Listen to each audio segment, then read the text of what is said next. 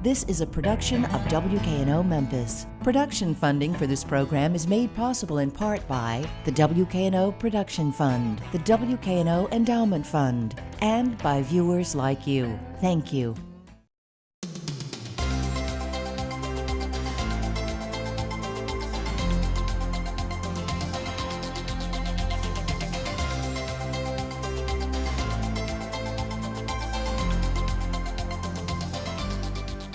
Hello and welcome to a special socially distant episode of Newsmakers. I'm Christopher Blank, news director here at WKNO FM. And yes, that's our radio station. Lately, many of us journalists have been stepping outside our comfort zones to cover the biggest story in 20 years. The coronavirus is having an effect on everybody, and that includes the media itself. Today we're going to talk a little bit about the role of the media in all of this. Our guests today are from the University of Memphis's Institute for Public Service Reporting. It's a nonprofit, independent outfit dedicated to investigative journalism. You've read their names in the Commercial Appeal and the Daily Memphian. Now you get to see their faces. Mark Pereskia and David Waters. Welcome both. Thank you. Thanks. We'll start with you, David. Tell us a little bit about the Institute for Public Service Reporting. What's it all about? Well, it's an effort to sustain local journalism. You know, the past 10 years, local journalism has taken a real hit. We've lost probably 80% of our on-the-ground newspaper reporters at the Commercial Appeal. And it's not just happening in Memphis, it's happening all across the country, right? At least 50% of the on-the-ground journalists are not working anymore. So papers are sort of shriveling up. We've got to find other ways to sustain, especially local journalism. And the Institute, which was started by Mark and Louis Graham a couple of years ago now, is one effort to try to find a way to sustain not just journalism, local journalism, but long-form local journalism, trying to find ways to help us explain and explore the news, which there isn't a whole lot of bandwidth for that these days because we have such shrinking staffs at newspapers. The idea of public service journalism, it's something that we talk about a lot here in public radio and at WKNO. What does public service reporting mean to you, Mark? Well, it's just the kind of thing that we did for years at the Commercial Appeal, stepping back and exploring issues, digging in. And for my part, I did a lot of investigative reporting, exploring public corruption and predatory lending, various issues, social justice issues, things that really matter. And so it can mean different things to different people, but really it's trying to put that light on these issues that are important to the public and important to people who want to know what's going on, who want their government held accountable, who want these deep answers that are not always easy to get. Well, so here at WKNO Radio, we are a two-person newsroom. There's myself and there's my reporter, Katie Reardon, and you guys are kind of a two-person newsroom. What are some of the challenges there with covering the news when you're just two people? You know, you have this mission, but there's only so many of you to do that. Well, very true. It's tough getting going. I mean, we just kind of do what we can now. I mean, it's our hope through fundraising to build a staff. An optimal staff would probably be 5 to 6 people. And of course, we're, as you know, Christopher, branching out into radio as well, looking for these different platforms in which to get this, the message across. But I think David's a great example of someone who's just really, in the short time, I guess he's been here a year, who's just really dug into a number of issues, especially now with the COVID crisis going on, and really giving the public a deep dive into some of these issues that you just aren't going to get any other place. I mean, right now we are at a time where there's such limited ability because of all the cutbacks in media and legacy media. So it's a struggle, but we're getting there. I think in time we'll grow. We'll get to where we want to be. Well, it's kind of interesting because we are in a time right now where commercial journalism, like newspapers and even TV stations, are suffering right now because of the coronavirus. Ad revenue has dropped, and the public is starting to turn more to the sort of nonprofit media. WKNO is nonprofit. We have always been, and through the educational institution of the University of Memphis, you guys are nonprofit. I wonder if being a nonprofit news organization affects how you do your work. Is it different in any way because we are non-commercial? Well, it's different for me. It's a whole lot different for me. I don't feel the same pressures that I felt at the Commercial Appeal or at the Washington Post. When you work for a for-profit corporation that is publicly traded, you're not told all the time that you are working for the stockholders, but you know that in the back of your mind, that clicks matter, that circulation matters, that you've got to have readers, you've got to have customers to keep that bottom line up. And so you sort of feel that pressure. One of the great things about working at the Institute, I think, is that not only do I not feel that pressure, but I don't feel the daily grind pressure either. One of the luxuries that Mark and I have, because we don't have to keep up with the daily news, is that we are allowed to take time to dig into stories and more in depth and provide more context and more perspective and more depth, because so many stories are very complicated, especially when it comes to public policy stories.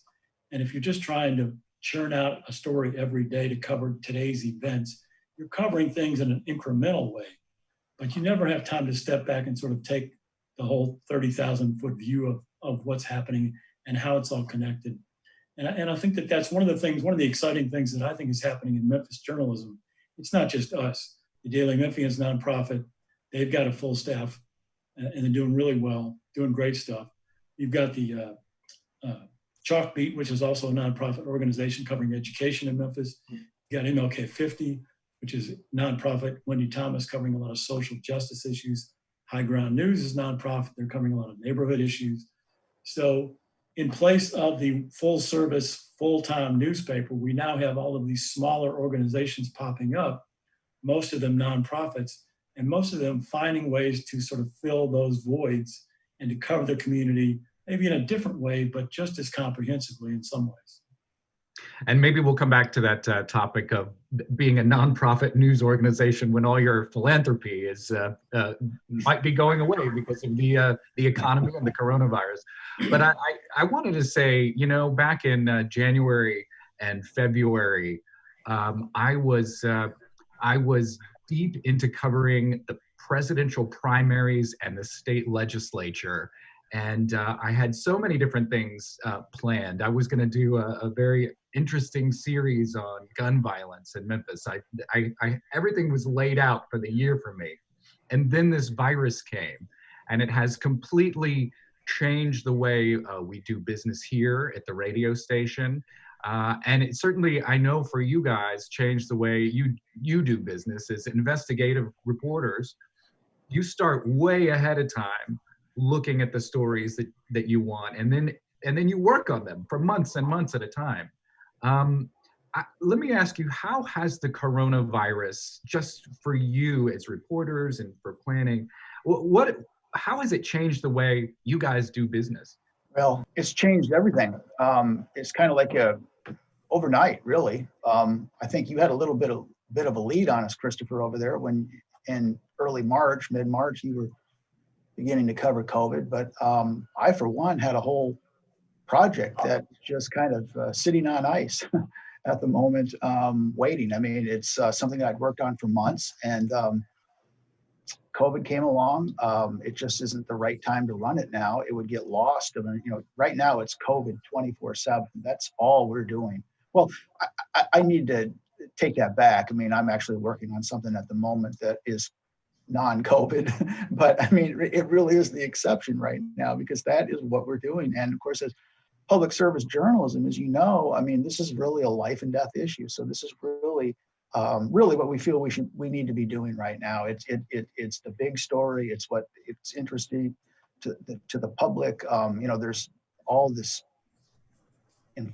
infection and death really that just one day after another, it's just one issue, one problem after another that we're trying to track down and stay on top of. So actually, it's a good time really for journalism, I think, as far as really the deep dives and the deep exploration that we're doing. It's a tragic time, but this is a story that needs to be told.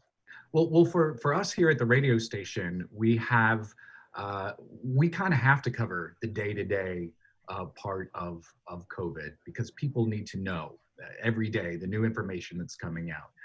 We don't get to sit back and really dig into things when there are just numbers that people need to hear day to day. So let me ask you, how do you, in the midst of all this, go, this piece of the COVID story needs a deep dive right now, or this thing needs investigated? Like, where do you start with the idea of the angle? And let's talk about your latest story this week. Cell phone tracking.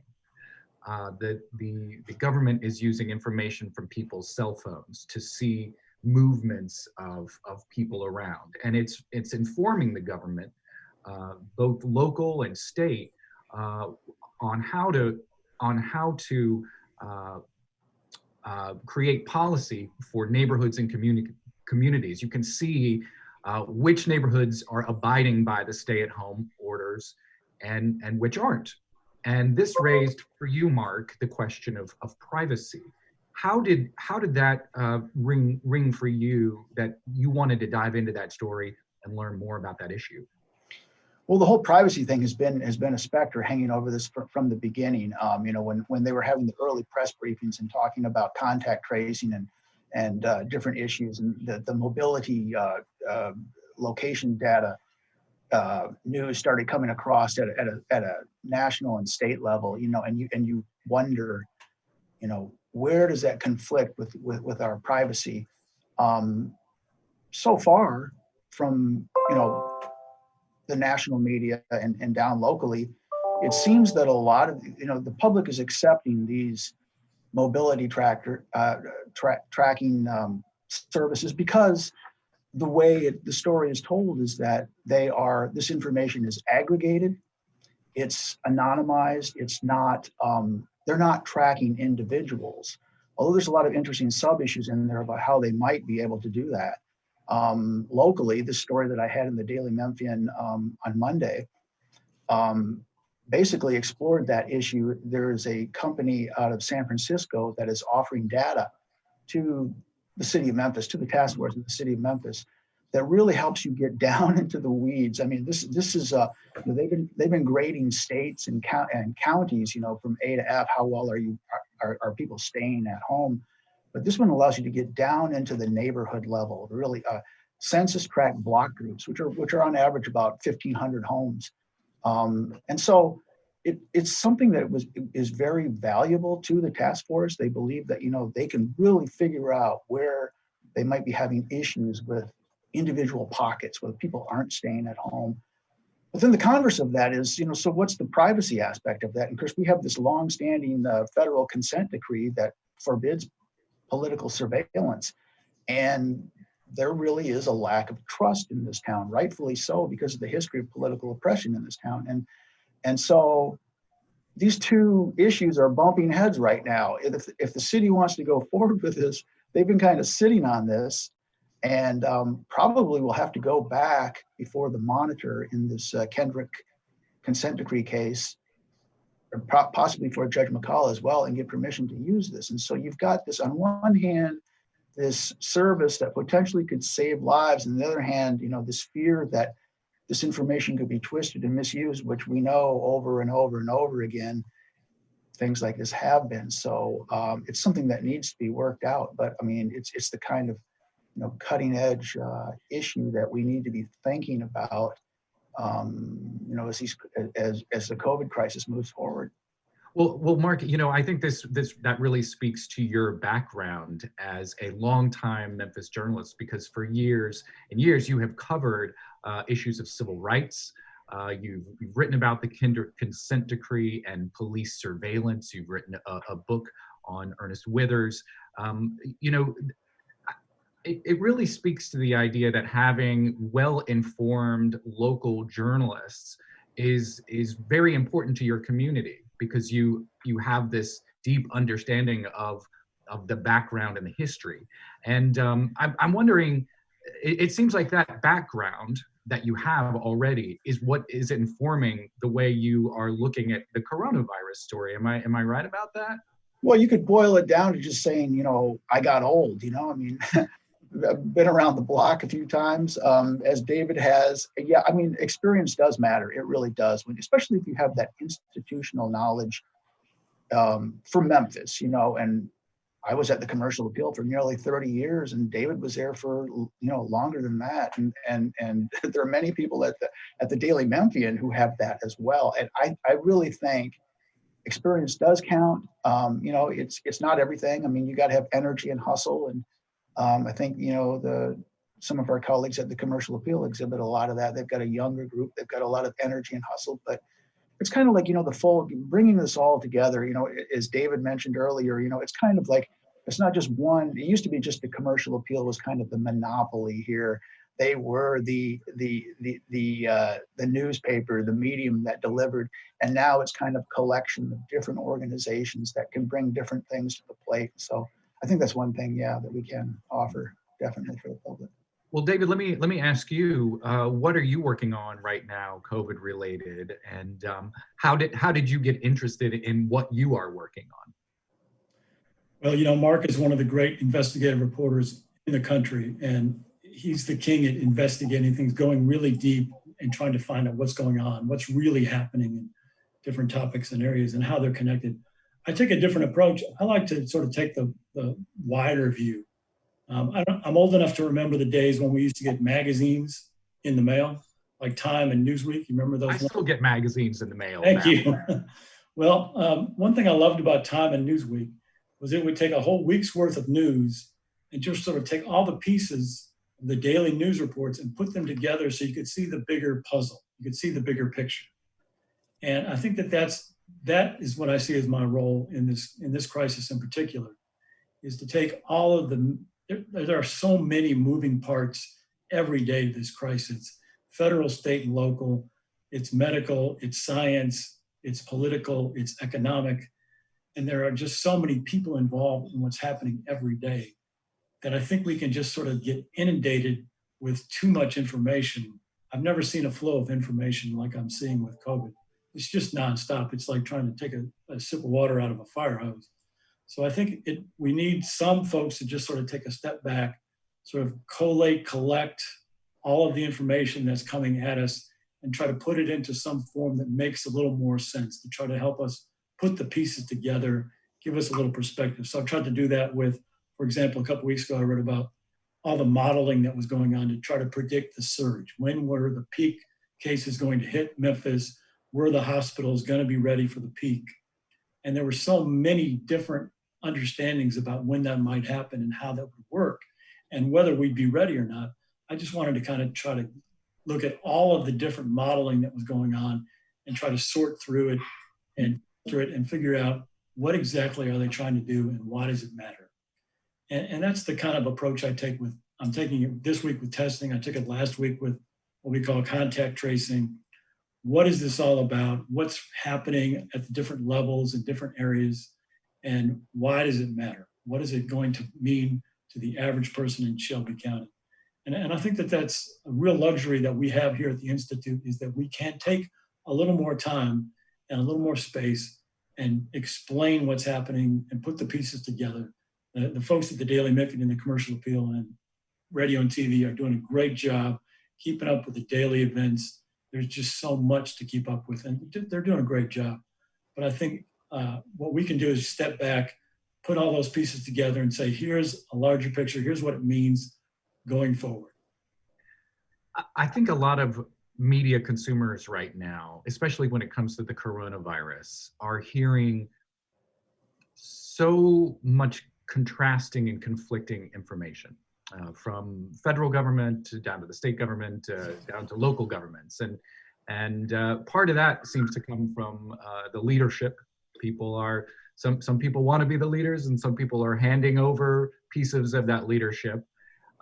Right now, we are just recently we found that the governor of the state of Tennessee, Bill Lee, wants to reopen the state by the end of the month. And at the same time, there are places you'll read in various media where that's a ridiculous idea. We can't get the economy back open that fast.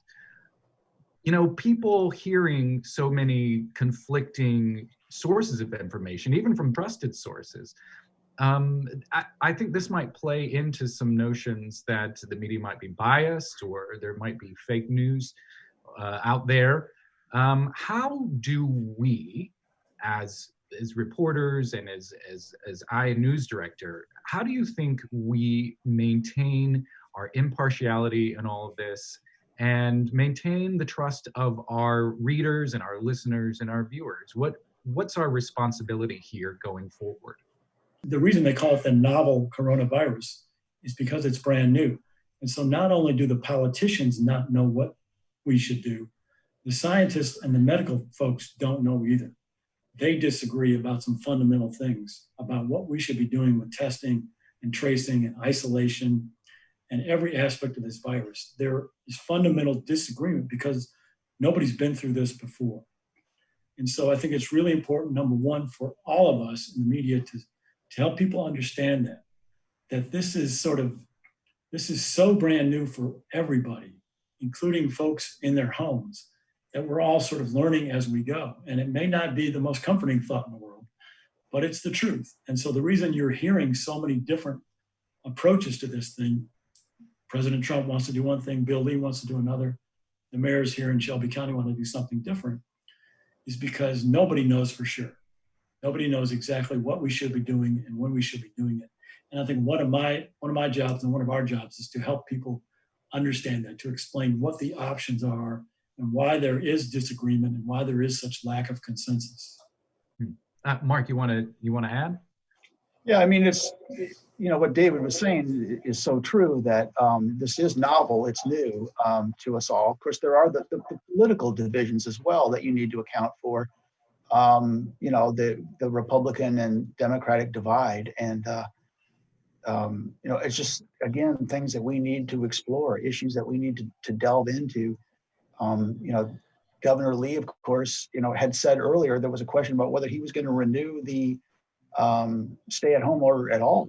And when Vanderbilt came out with its study, at that time it was saying that if it ever happened, the numbers of infections would just skyrocket. The line in that graph went straight up. And so, you know, we're going to have that tension going forward as well. I mean, you're going to have you've got the political pressures on one side, and you've got the medical and public health officials on the other, and it's going to play out. Now, he's supposedly going to lift this order again at the end of the month, but, you know, will he?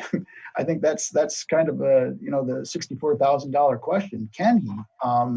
Particularly if you've got, you know, the modeling shows dire consequences. You know, it is kind of like we're operating at the seat of our pants right now, and day to day, hour to hour, things seem to change. So, I mean, there really is a lot to say grace over. There's a lot to keep track of, and as this goes forward, that's, you know, just going to have to be the job of the media with no immediate end in sight here, it seems. Well, we have just a few minutes left. Let me end with this question for you guys.